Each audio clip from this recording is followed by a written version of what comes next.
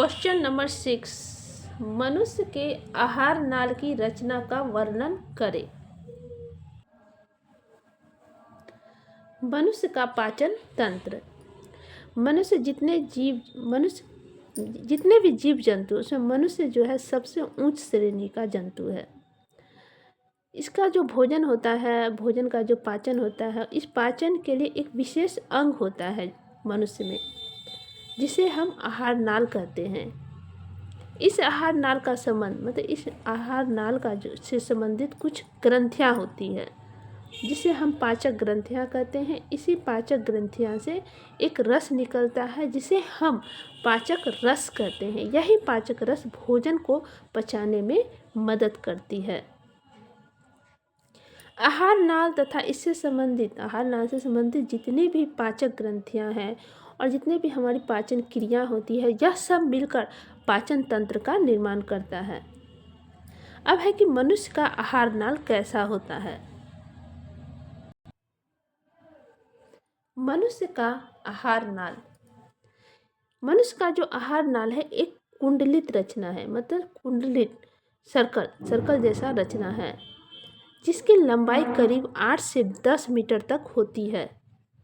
इसकी लंबाई कितनी होती है? 8 मीटर से 10 मीटर तक होती है। और यह शुरू कहाँ से होती है? तो यह शुरू मुख गुहा, यानी हमारे जब हम भोजन करते हैं तो मुख गुहा से शुरू होकर मल द्वार तक फैली होती है।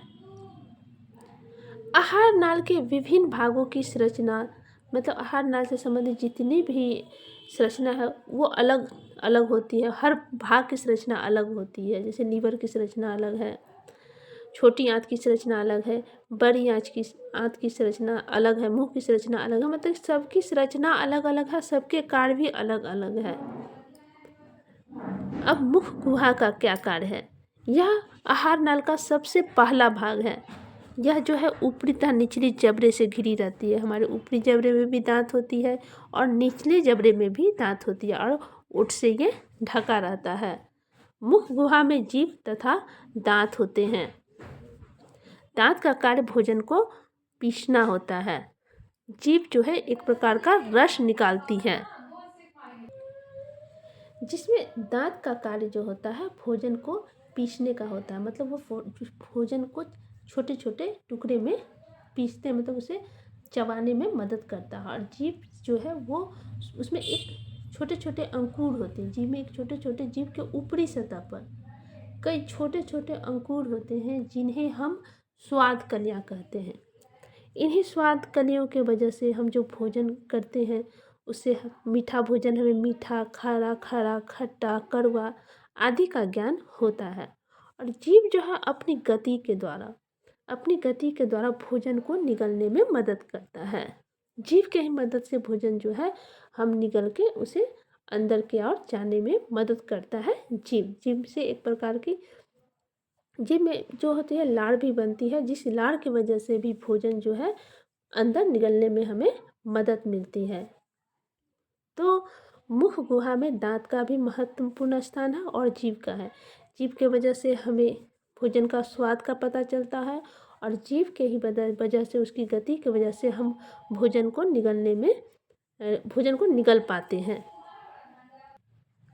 और दांत का जो वह भाग जो मसूड़े के अंदर है उसे हम जड़ कहते हैं, तथा दांत का वह भाग जो मसूड़े से ऊपर यानी बाहर निकला है उसे हम सिर कहते हैं।